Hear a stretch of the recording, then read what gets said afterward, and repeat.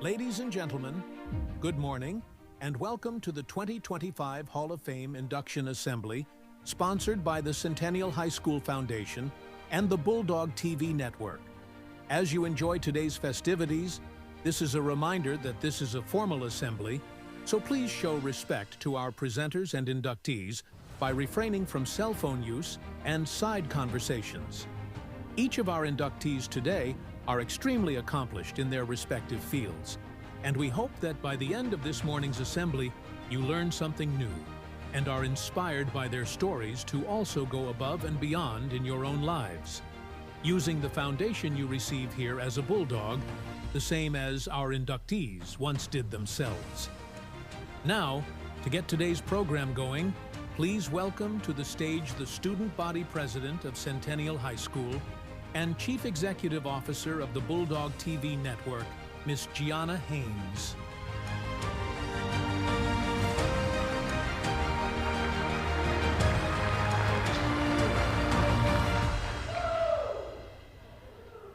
Give me one moment, please.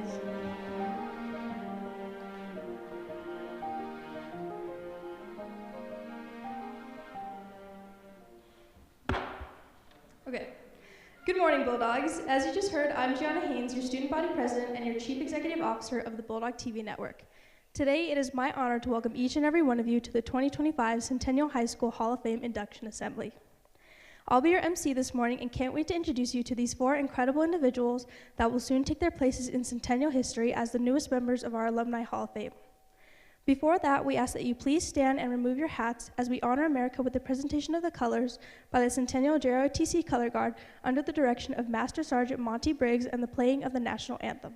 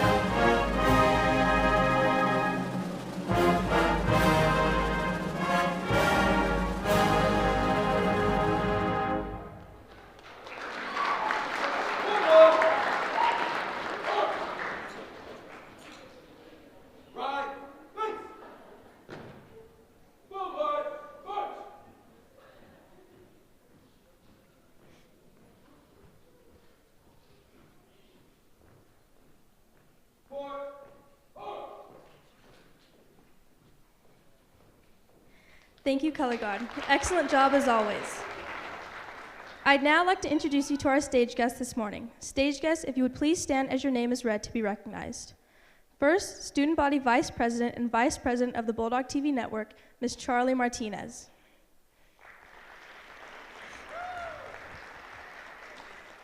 Next, Junior Class Representative, Ms. Maddie Gonzalez. And lastly, but certainly not least, Chief Operations Officer of the Bulldog TV Network, Ms. Ariana Martinez.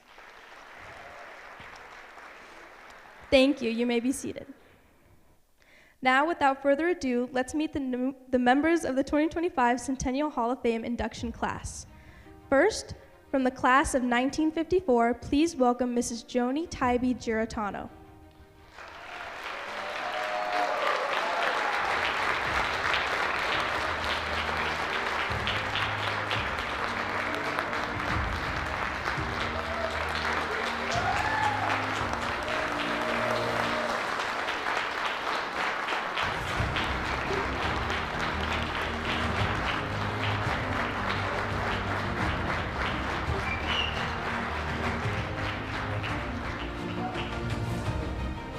Next, from the class of 2000, please welcome Dr. Mary Lundgren.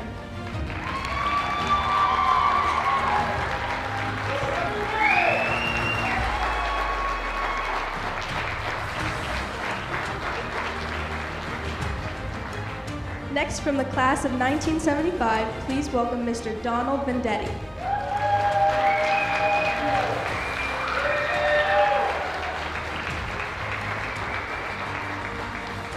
And last, but certainly not least, the recipient of this year's Brian Macartney Service to Centennial Award, please welcome former Centennial faculty member, Mr. Gary Holder.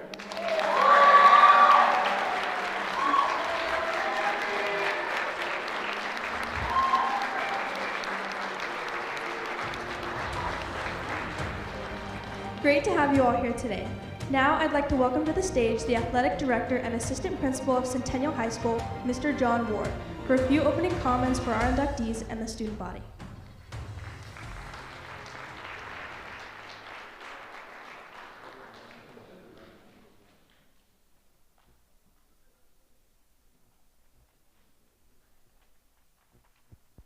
All right, thank you, Gianna. Want to wish everyone a good morning and welcome here to Pueblo Centennial High School, home of the Bulldogs. This is actually technically our 4th location and our 5th home, so pretty exciting. And speaking of that, not only is that all true, this is our 150th year being named a Centennial High School.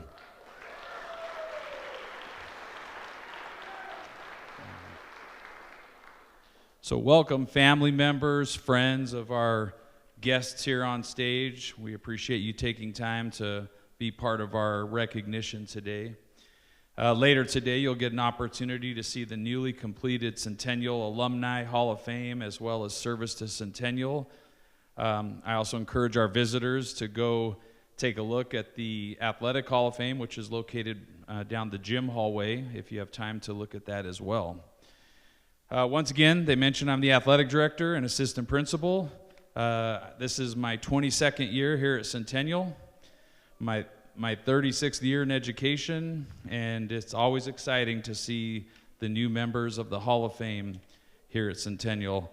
Unfortunately did not go here, but I'm proud to say my dad graduated from here in 1961, and my 2 twin daughters graduated from here in 2021. Thank you. One of them even teaches at Central High School right now, so the other one's at PCC, so that's okay. So, also want to give a little recognition, especially to Gary Adamson, who's a Centennial alumni, as well as his son Garrett and grandson Easton, for all the hard work they did on both of the Hall of Fame displays, which you'll get a chance to see today. So thank you.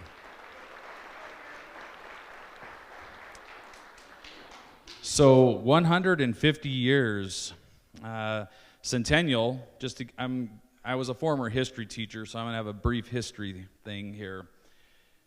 Even though it's our 150th year named as Centennial, Centennial was one of the first 2 schools ever in Colorado in 1873. Golden and Pueblo were the first 2 schools in the state.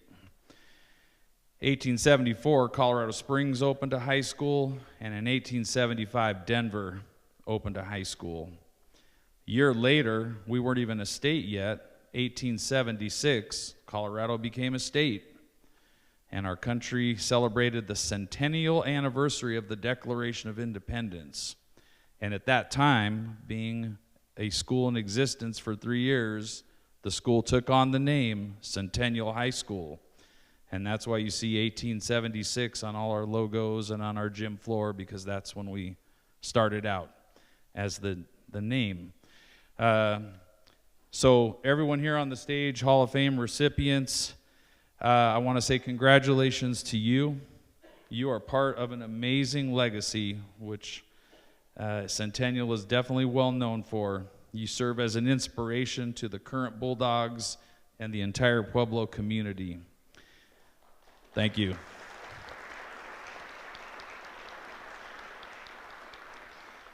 Finally, your accomplishments as Bulldogs have certainly been recognized by the committee members. That's why you're here, as well as those who nominated you to get you into the committee process. So well done, and thank you so much for being Bulldogs.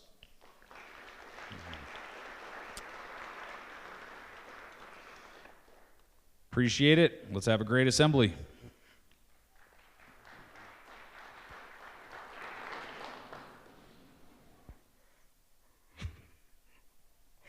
Thanks, Mr. Ward. Lastly, before I turn things over to Charlie, if you would direct your attention to any of the 3 screens, there will be interactive moments throughout the rest of this morning's assembly. To prepare for that, if you would like to participate in those interactive elements, you want to take out your phones and text the code to the number shown above. Once again, just take out your phones and text that code to the number shown above.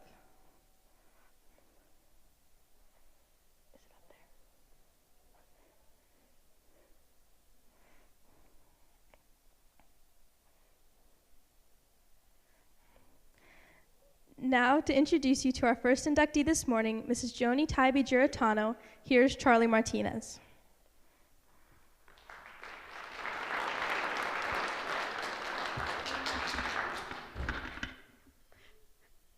Thank you, Jonah. This morning, it is my pleasure to introduce you to Mrs. Joni Taibi-Giarratano, a member of the class of 1954 here at Centennial. Joni Taibi-Giarratano has spent her life using her considerable artistic abilities to serve the Pueblo community in countless ways. She was the art editor of the Centennial Yearbook during both her junior and senior years, graduating in 1954. For over 60 years, Joni has volunteered in Pueblo School District 60, inspiring young people to explore their artistic talents and even established an artist in residency program for 4th and 5th graders. She began her professional career with her Wind Spirit series, which launched a journey that took her to art galleries and one-woman shows across the United States, Canada, and even Europe. She even brought art into the nursing homes, working with the elderly. From displays at the Colorado State Fair to youth-led murals on the west side, from thousands of paintings at the community events, to being honored as the Pueblo City County Library District's Outstanding Woman of the Year in 2002, Joni's creative touch has left a lasting mark on generations of Puebloans. Now, Mrs. Taibi-Giarratano, if you would join me over at our interview set, we'd love to get to know you a little better.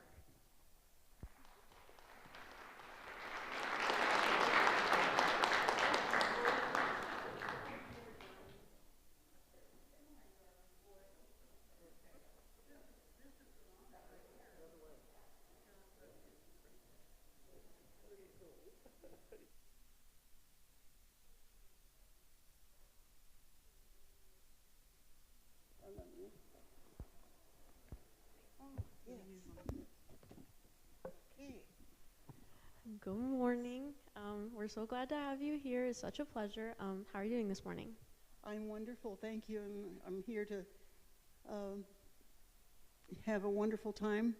My family is here, my many friends, and I'm so happy to meet you, Charlie. It's so nice to meet you too.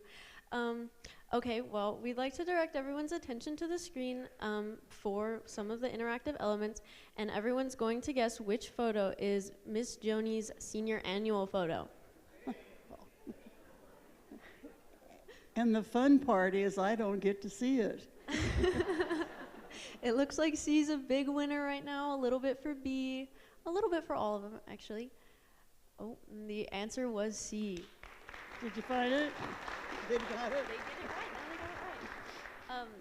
Well, you can see all the names up there. A was Elizabeth Taylor, B was Piper Laurie, and D was Sandra Bullock. Wow. I'm in good company. Okay, I have a few questions for you. Okay. First of them being, what does being inducted into the Hall of Fame mean to you, especially being primarily an artist? Being inducted into the Hall of Fame for Centennial is an absolute amazing event. When I was told this, it was in April of this last year, and my husband had just passed, and it was about a week after that that I found out about this event, and it was a very uplifting feeling, knowing that Sandy Hansen thought enough of me to nominate me for this honor. And when I found out about the other inductees, that's when I really lost it, because just being in the same room with those people, these people on the stage, is a great honor, greatest honor. And that's what it is.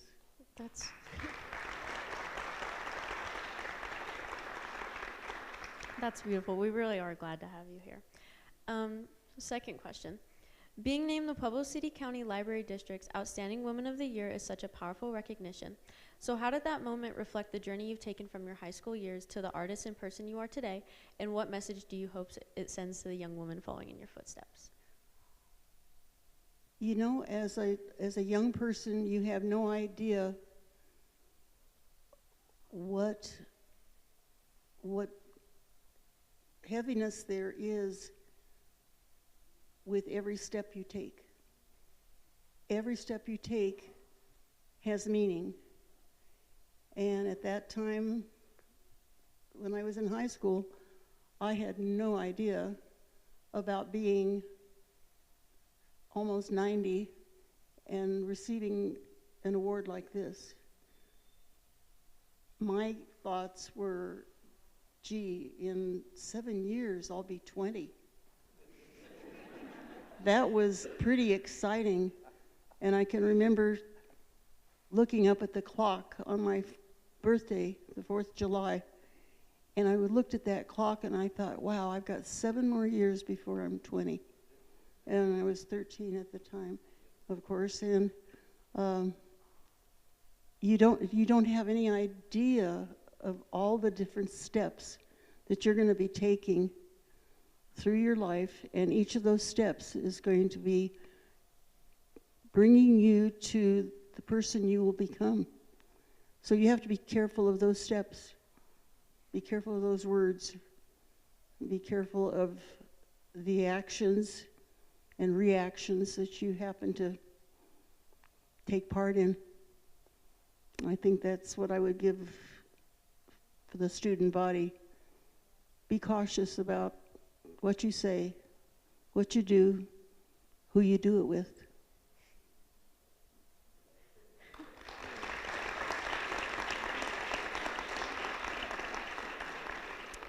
Okay, third question. What does art mean to you, and why did you choose to pursue it? What does art mean to me? Well, I tell you what, I can still remember the first time I had an art experience, and I was probably 2.5.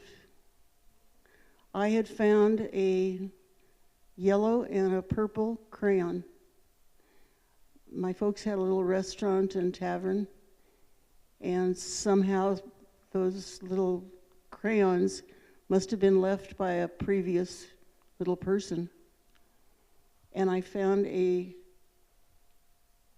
sheet that was Cinderella sitting by the fireplace.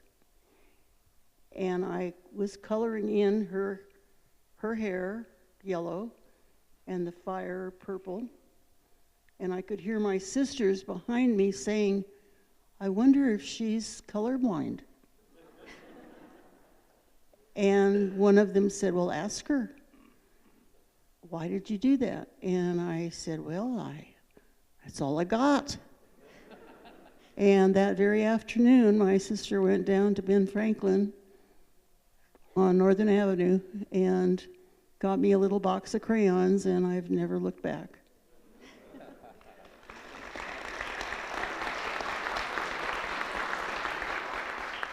That is really beautiful. Okay, who would you say in your high school years had the biggest impact on your personal and creative development? Oh dear. Personal development, I think everyone you encounter acts on your, development, good and bad. I was in ROTC sponsors, and I think that was not an art-related activity, but it was an activity that I really took great pride in, because at that time there were only 12 people involved with that group, and we were just a marching, little marching group, and we did parades and so forth. But working on the annual with the art director, the art teacher, Paul Paulson, was a real experience, because I didn't get to learn how to do watercolor. I didn't get to learn how to do oil painting. They hadn't invented acrylics yet, believe it or not. That came along later. And working on the annual kept me in a position of being away from the art classes, and I learned a lot of production more than anything in those classes, and felt a great deal of pride on that score, because the annual was different than they are now, with your beautiful pictures in color. We had no color unless we got our crayons out. So, but working on that, on the annuals, were probably the most exciting parts of my art development in high school. That's really nice. Okay, I have one last question for you. And I know you kind of already said something about it, but do you have any more advice you would give to the current students here, both in the auditorium and those watching from their classrooms? Golly, what can a 90-year-old advice give to 16 and 17-year-old kids that they'll listen to? They'll say, what does she know about life and love and so forth? Well, I tell you what, make sure that the decisions you make, you can stand in front of your mom and dad and explain them. I always wanted to make sure that I made my folks proud. And when I see a lot of situations where young people are involved in whatever activities that are questionable, and you can, write in whatever you consider that to be, I feel that somehow there is not a family behind them who cares, or who they don't think who cares. But if you make sure that your actions are such that you can stand up in front of your mom, your dad, or your aunt, or your grandmother, your great-grandpa, someone that you admire, and you can explain your actions, you're okay. If you can't, it's probably a better idea to think of something else. Okay.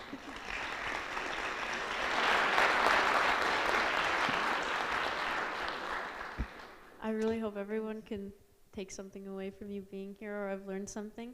You truly are a big inspiration, and I have this plaque to present you, and congratulations for your induction, and we really appreciate having you here today. And I appreciate so much being honored with these wonderful people. Thank you.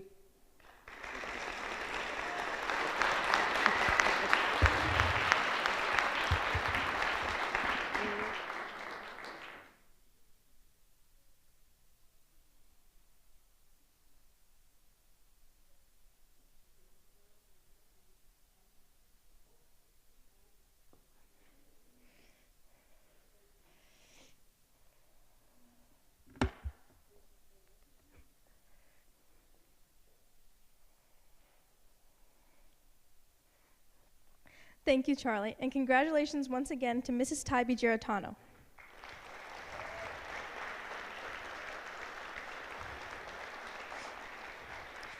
Next this morning, it is my honor to introduce you to Dr. Mary Lundgren, a member of the Bulldog class of 2000. Mary Mimi Lundgren graduated from Centennial High School in 2000, where she was active in student government, track and field, and softball. Mimi went on to attend the University of Notre Dame, earning a Bachelor of Arts in Theology and Pre-Professional Studies. She later completed a PhD in biochemistry from Rush University and a Doctor of Osteopathy from Midwestern University. Dr. Lundgren's work has been published in numerous prestigious medical journals, and she has shared her expertise worldwide as both a speaker and medical volunteer, from Guatemala to Nepal. She returned to Pueblo in 2022 to establish her orthopedic practice. Today, Dr. Lundgren serves as an orthopedic surgeon with Maple Leaf Orthopedics and is a member of the St. Marie Corn Board of Directors. Now, Dr. Lundgren, if you would join me over at our interview set so we'll get to know you a little bit better as well.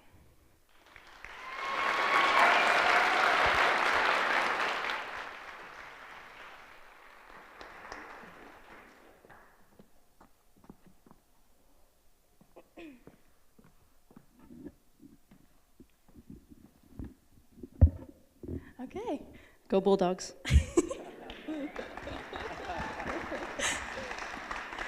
So, just like Ms. Giarratano, we're going to start off with the annual photo.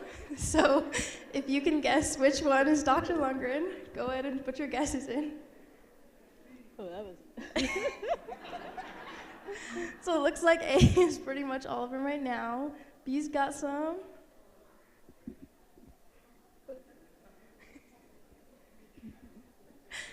Okay, the correct answer was A.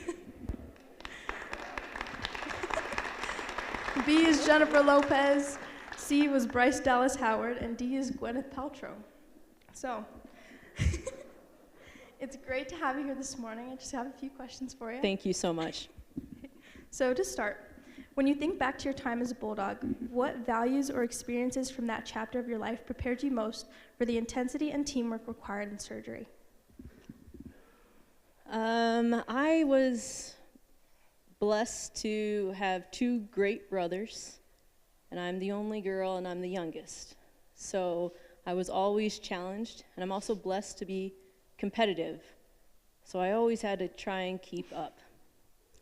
And then I played sports, and I'm blessed to have played sports with sisters, and that was awesome. So I think the thing I learned the most was teamwork. Can't do anything alone. As a surgeon, you're in charge in the operating room. I was student body president, and I think being in charge, you know, it's a different feeling, but you can't do it alone. And I think that teamwork and the challenges from that really what I took away from Centennial. Oh, that's great.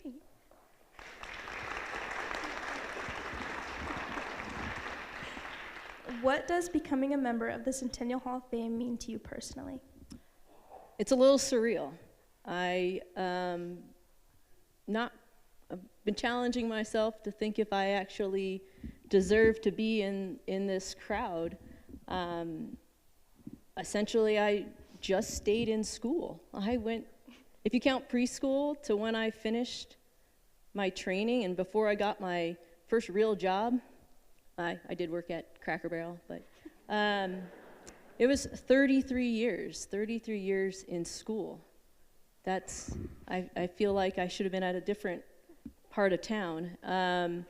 So it's been surreal. I'm certainly honored, and I hope I can live up to this honor. I'm sure you will.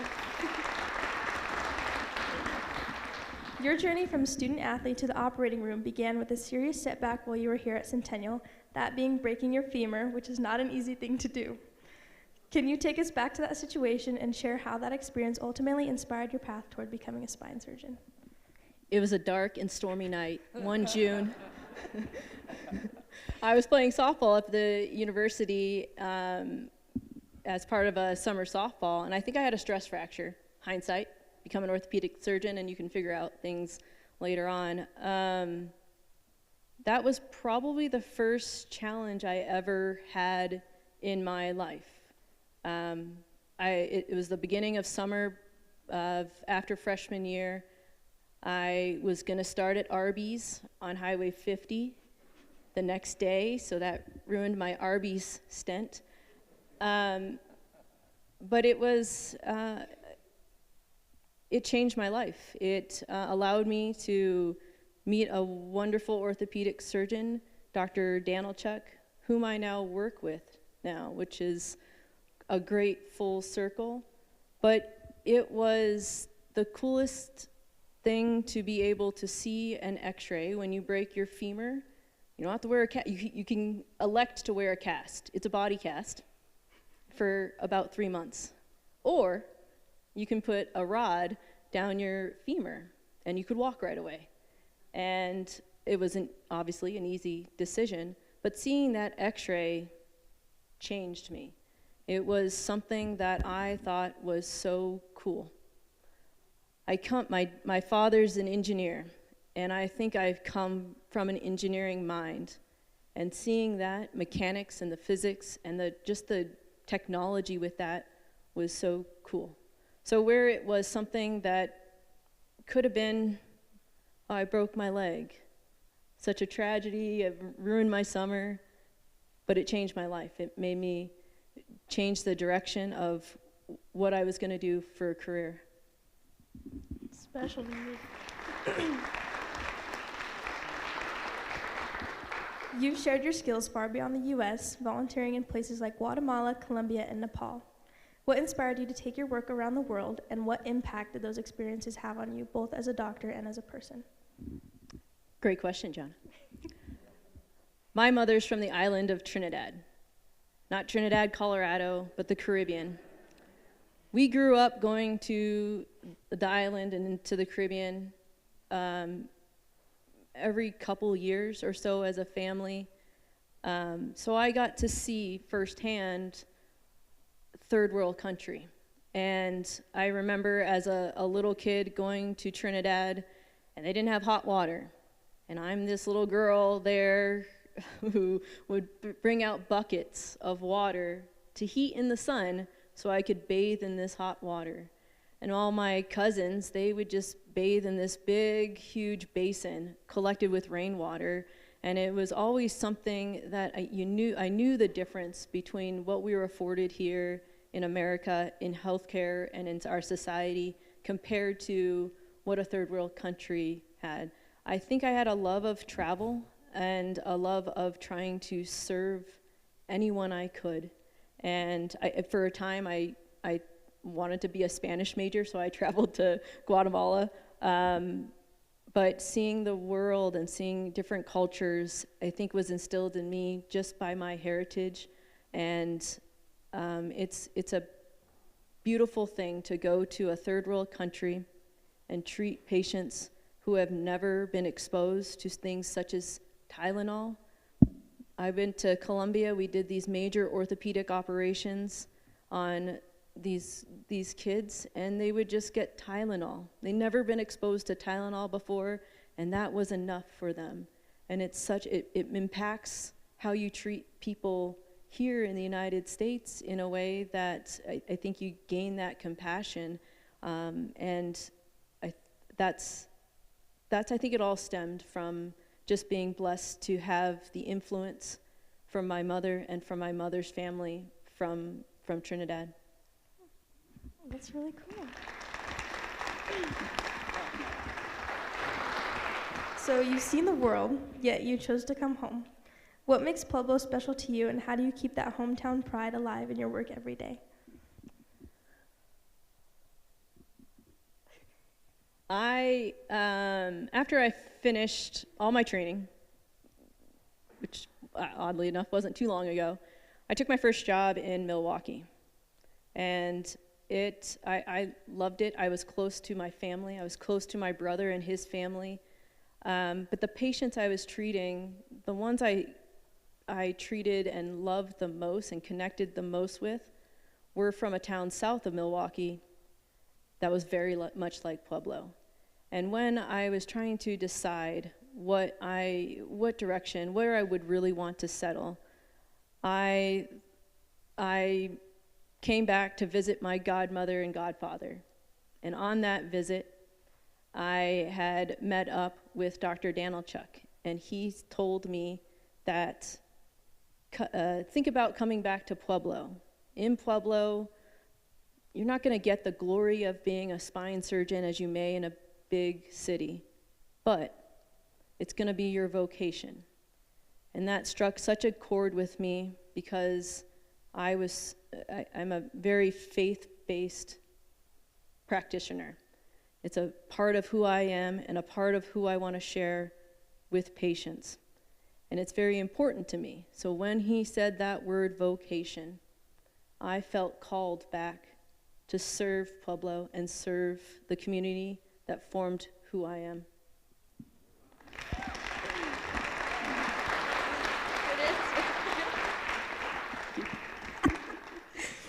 Lastly, what would be one piece of advice you would give to today's current Bulldogs who might be interested in following your footsteps or just in general for life? I think if you ask yourself with the innocence and the full heart of a child, what makes you happy? And then incorporate that into your life. If you had asked me in high school what makes me happy, I probably would have said sports. And then if you were challenged me a little bit and said, what makes you happy in academic school? I would have said dissecting. It's weird as a high schooler, but I loved it. Fast forward, I'm a surgeon, so it works out nicely. But I loved dissecting. I couldn't get enough of it. When I was student body president, the time block for bio and student government was the same. So I luckily got to do Bio 3 as an independent study. And the teacher, Mrs. Aronofsky, she was like, well, I guess, what do you want to do? And I was like, I want to dissect a cat. Go Bulldogs. And I think...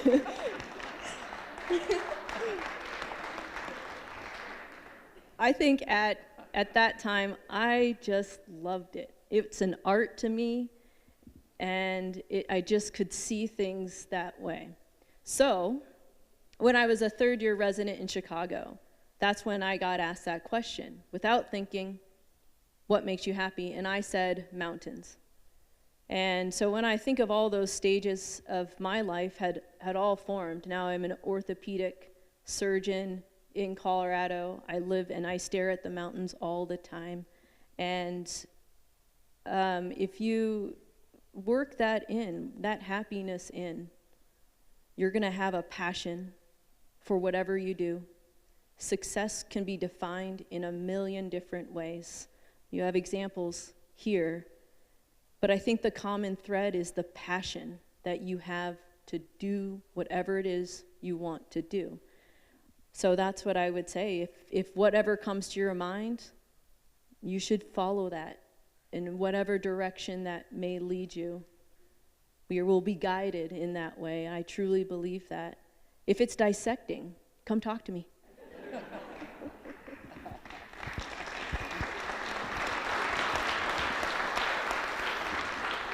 Well, thank you so much for being here with me today. It's truly an honor to get to talk with you. And I have this plaque for you to symbolize your accomplishment. And yeah, thank you for being here. Thank you, Jana.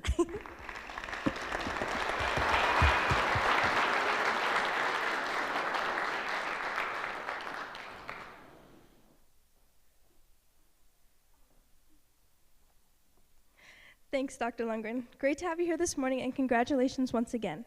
Now, to introduce you to our third inductee this year, please welcome Miss Maddie Gonzalez.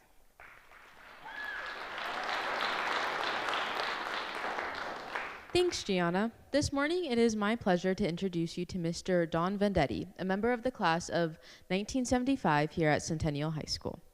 Donald Vendetti, salutatorian of the class of 1975, hasn't stopped achieving since graduation.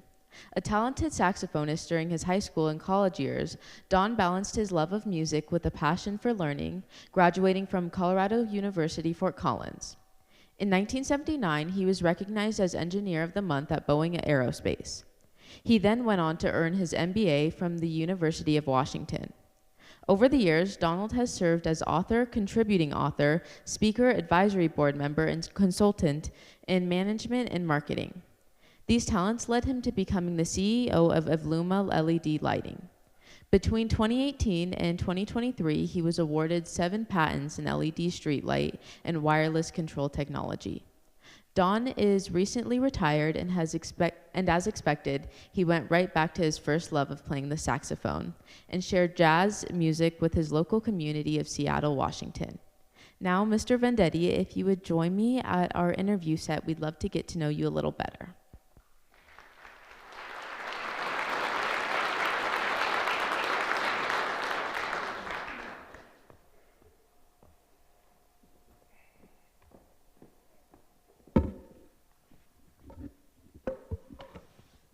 Hi, thank you for joining us today. How are you doing? I'm nervous, but I'm doing great. This is quite a festivity that is unexpected, so Yeah. it feels quite scary and good. Well, if everybody would direct their attention to the screen to see if we could figure out which one is Mr. Vendetti.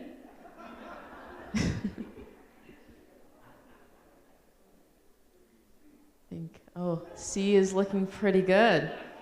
Oh, now D.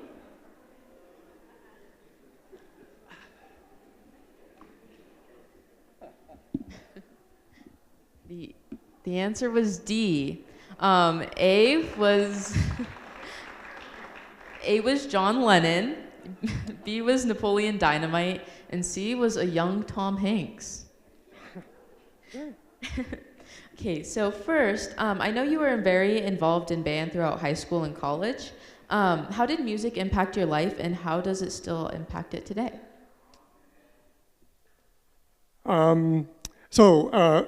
Music, I think for everybody is really part of your soul. And to be able to create music, I think takes it an even further level. I was going to major in music originally, but then I decided I probably can't make a living at it. But I continued playing all of these years my saxophone, and most of the time I was playing for myself. I would go off in my practice room and just play for hours. It was therapy, and to this day, I would wake up in the middle of the night, as a CEO with lots of problems on my mind.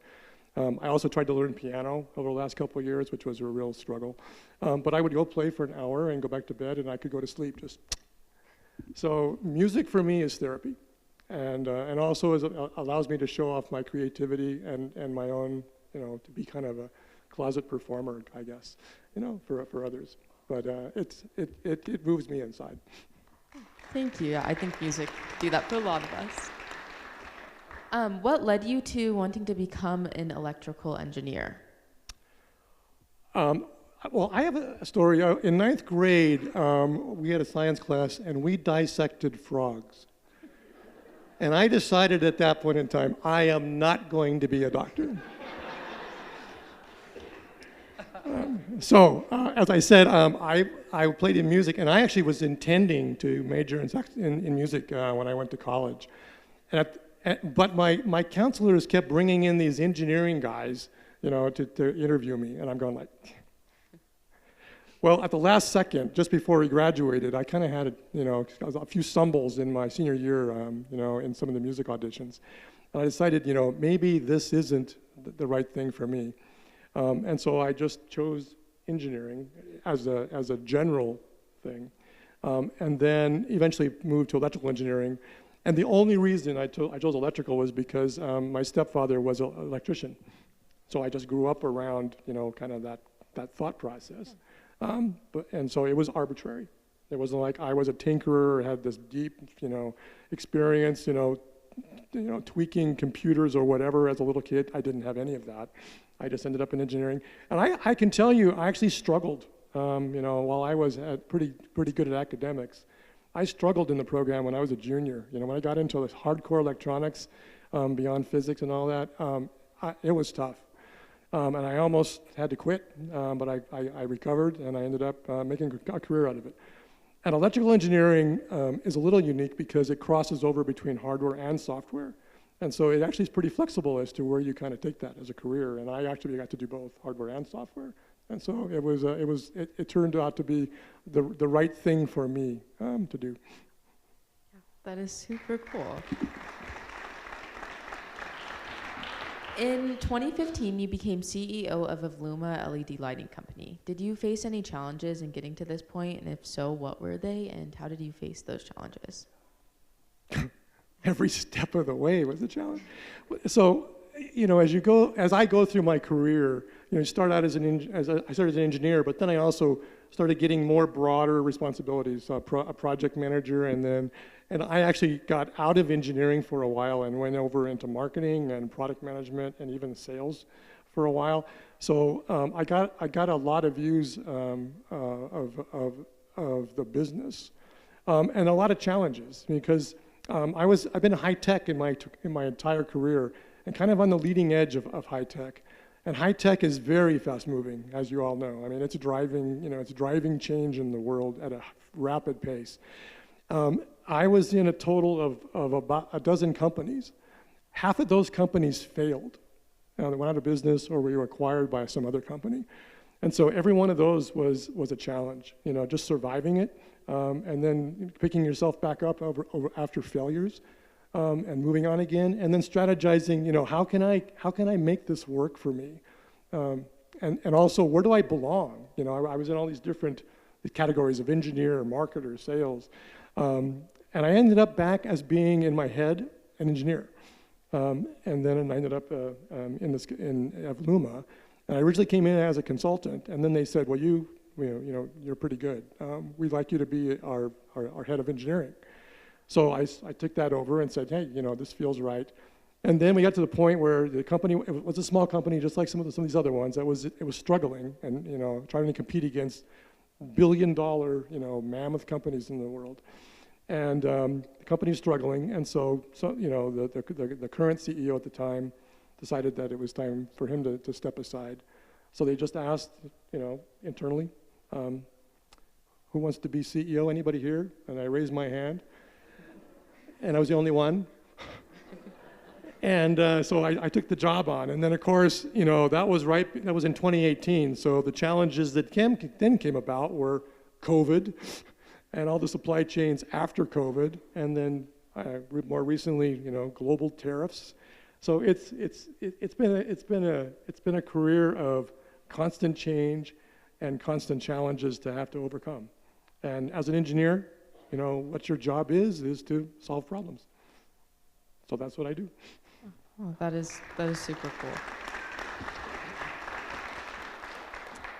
What did you learn at Centennial that helped you later in life and today? That's not an easy question, actually. You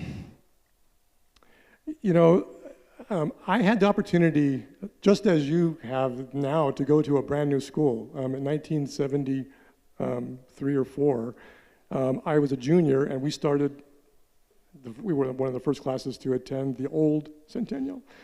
And that was pretty exciting, actually, you know, for me. It opened up, the old school was 50 years old, and old architecture, and kind of dark and gloomy. And, you know, I wouldn't call it an uplifting environment. The new school was.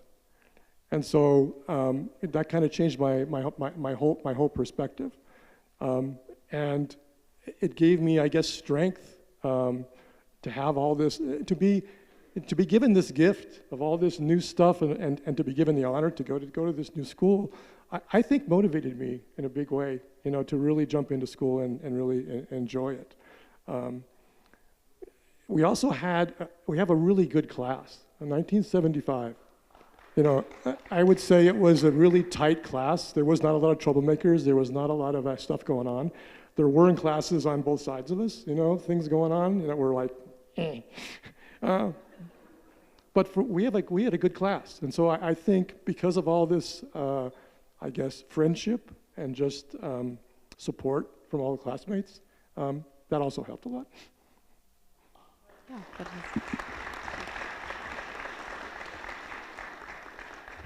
And lastly, what advice would you give to our current students now, especially those who want to go into engineering or follow in a similar suit?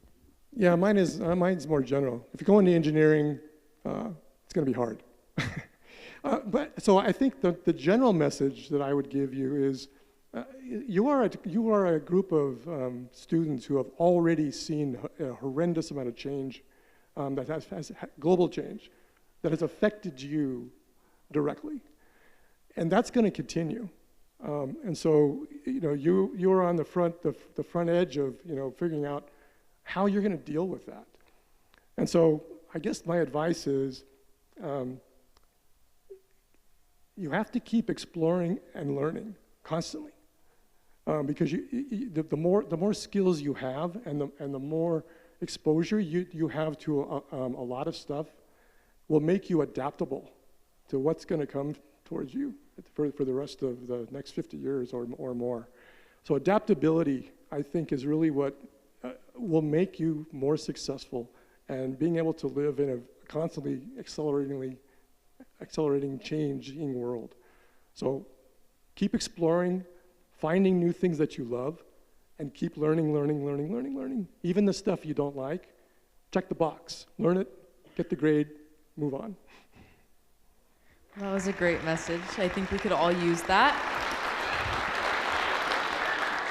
That is all we have for you today. It was an honor having you. I do have this plaque for you. So there you go, and that's all. Yeah, thank you. And congratulations.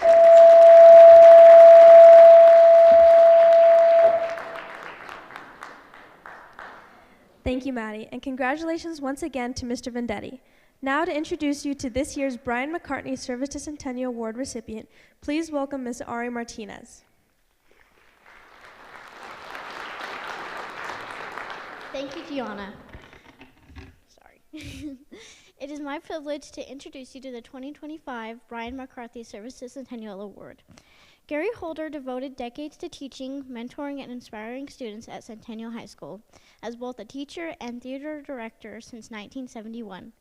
Whether leading his drama classes or producing Centennial's stage production, Mr. Holder sparked an enduring love for the arts in thousands of students. His former students describe him as a true leader, passion-filled and role model, and a big dreamer, but above all, inspirational. He encouraged many to take the stage for the first time, and for some, it became their lifelong calling. Beyond Centennial, Mr. Holder gave his time, generosity to the Pueblo community through his work with the Pueblo Children's Museum Summer Musical, Thespian Club, Performing Arts Retreat, Children's Theater Production, and regional thespian conventions. His influence continues to shine through the lives and careers of countless students. Now, Mr. Holder, if you would like to join me at our interview set, we'd love to get to know you a little better this morning as well.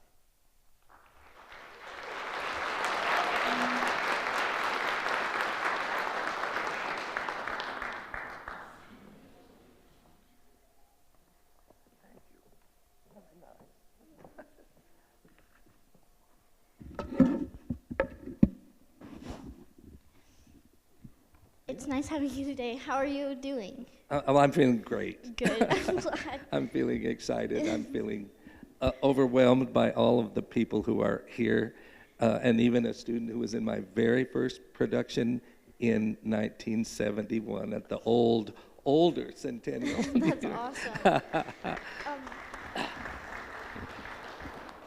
Now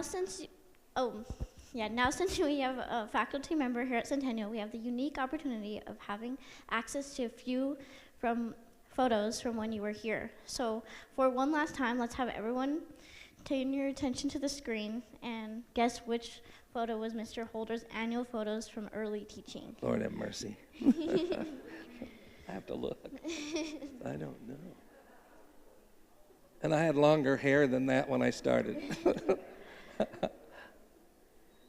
Looks like B's winning. Oh, dear. B was the correct answer. A was Bruce Springsteen, C was Paul McCarthy, and D was a TikTok creator known as Joy Cott. And specifically one of his characters he plays called Derek Mystery in his content. Oh, dear. Okay, so for your questions, what inspired you to start working in drama education? I came from a family with a brother and our parents encouraged both of us, and we were probably polar opposites. And I was in plays, and I was in a Boy Scout troop that, and we did Indian dances with all the costumes and all of that. And then there was also another Boy Scout Indian dance group, and we performed all over, and performed actually in Denver at the. Aren't those obnoxious? We performed at the opening of How the West Was Won in Denver at the Cinerama and all of that. But so all my life I'd been interested in drama, and our dad built a little stage for me in the backyard and then I would hang blankets on the clothesline. I don't even know if you know what a clothesline is anymore. But we'd hang blankets on the clothesline and make stage sets, and so it was natural. And then when I was in high school, I went into, I was in plays and all, and then I got a drama scholarship to Colorado State University in Fort Collins, and it was wonderful. That is awesome. Yes. What is your most memorable moment or You don't know whether to run or what? What is your most memorable moment or student success story from your time directing plays here at Centennial that you still hold close to you today? There are millions, but my most memorable, the greatest memory would be of the people that I met, and people like Ken Butcher that I got to teach with, and students who were fascinated with the theater and all of the things that it could bring, just like students who come to Centennial probably for football or whatever, and there were students who were coming to school because of the shows and the music and all of that. And we reached the point that we were doing 4 shows a year. We did a comedy, a drama, a full stage musical, and then in some of the classes, touring theater shows to the children that fed into Centennial High School. That is so cool. Yeah, it was great.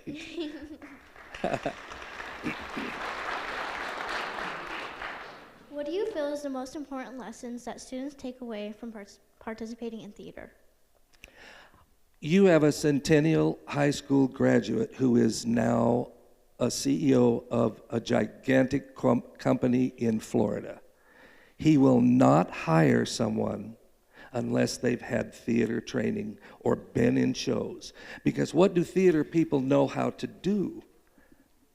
They can improvise. They work on the spot. If the set falls in, they know what to do, and they work with lighting people, and they have to be generally kind to each other. and you learn so much in theater. As I was listening to you, young man, about in the music and the arts teach us something and give us something that just a class in math or whatever can give us. That is truly amazing, yes.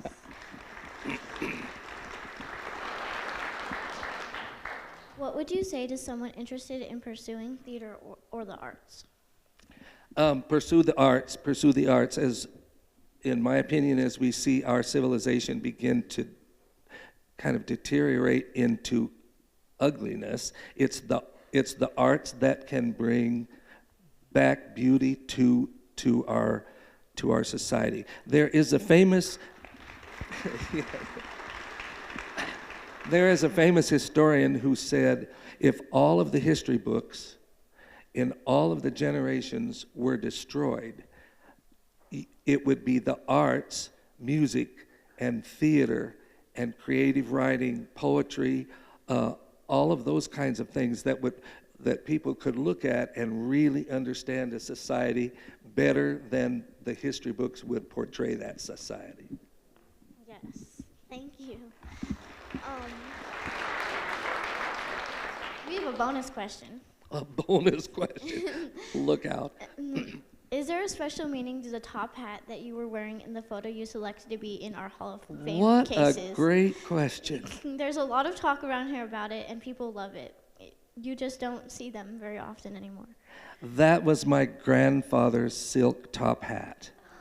And I just can't part with it, and I love it. Oh, So I love it. that's a great question. Last but not least, what advice do you have to the current students or even current teachers here at Centennial, being that you were a faculty member at some point? Well, let's see. I hope there are faculty members here. Are there faculty members here at all? Anybody? Yes. It's very interesting to me. God puts in your classrooms students who challenge you, students you don't like sometimes, students you'd rather not be with every single day, right? And also students you can hardly wait to get to class to teach. Or you can hardly wait, in my case, you could hardly wait to get to rehearsals after school and be with those people because they did something to you that is either wonderful or horrible. And for a teacher, one of the things that is so wonderful, when God puts those people in your classroom, and the ones you don't like really teach you about yourself and what kind of a person am I and what do I need to change in my life because of that student. And I had a student who, for example, in the old Centennial, the drama classroom was in the basement, but then there were windows kind of below ground, and I had a student who just drove me nuts and rolled out of the window and ran away, and now that student who has taught me a lot by his life, now he is a lawyer here in Pueblo. And it's incredible. But every student, even the ones you think, oh, please go to the office and get this student out of here, but they'll teach you something about yourself. So I went to the assistant principal the first year that I taught, right at the end, and I said, I cannot do this. I cannot do this. I don't want to teach at all. And he said to me, no, you go ahead and go to the second year and see if you can correct the mistakes that you think you made and work with those students. And it was the best advice that I ever got. So I thought that was wonderful. I love that. Well, that's all that we have for you. No more questions. No more questions. But I have the great honor of giving you your plaque. Thank you very much. Thank you so much. Thank you. And students, please take the arts. Music, theater, all of the arts.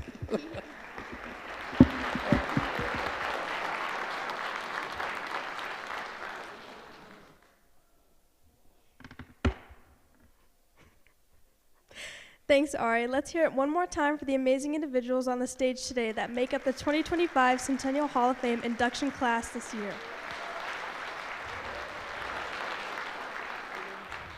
Before we wrap things up, to deliver a few closing comments, please welcome the current president of the Centennial High School Foundation, as well as a proud member of the class of 1974, Mr. Mike Sexton.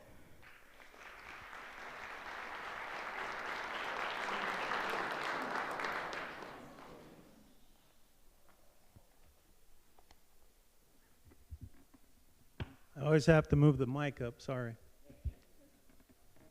Good morning. Mike Sexton, the current president, is Gianna. Thank you, Gianna. Proud member of the class of 74. Also a 2019 inductee into the Hall of Fame.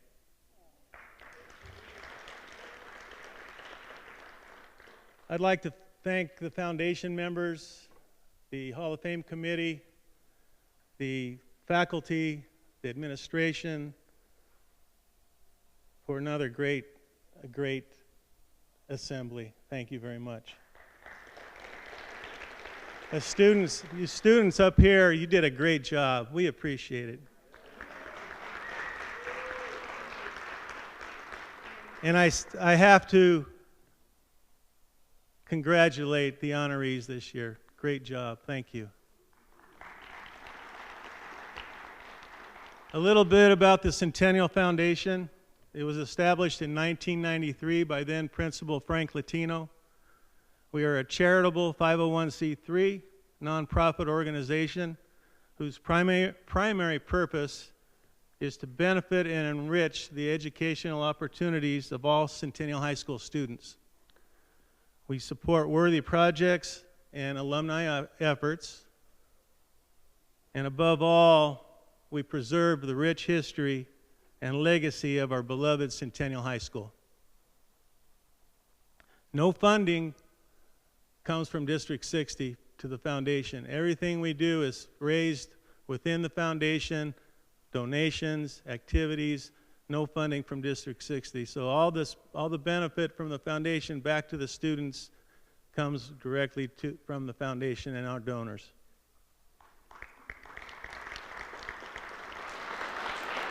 And like I said before, the foundation is run by tremendous alumni volunteers.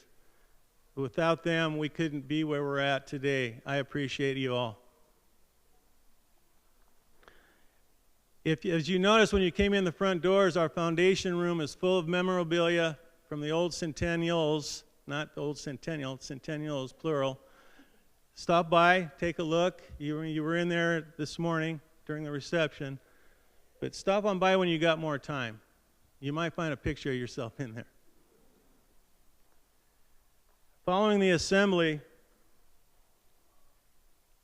I need to back up a little bit. Our Hall of Fame has been without display cases since the old Centennial. The last building was torn down. And just recently, we had with volunteers, Gary Adamson, again, class of 75, and his son installed the cases upstairs. We're going to have a little dedication up there following the assembly to kind of show it off and see where we're at right now. But I invite everybody to go up there and take it in. It's really a great job. I really appreciate it. And I'm going to leave you with this, and everyone please repeat after me. And I expect the students to repeat too. Once a Bulldog, always a Bulldog. Thank you.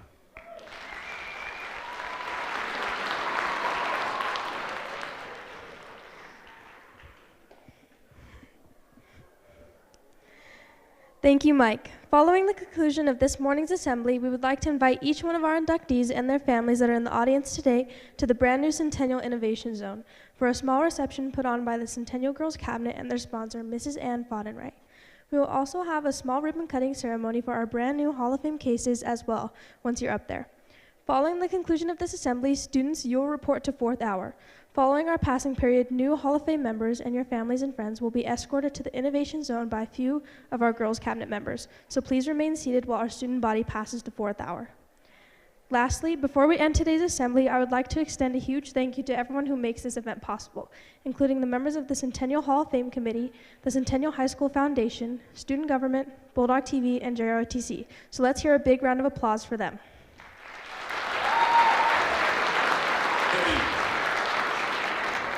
With that, this concludes the 2025 Centennial High School Hall of Fame Induction Assembly. Thank you everyone for coming this morning, and we'll see you next year as we welcome yet another group of members into the Hall of Fame.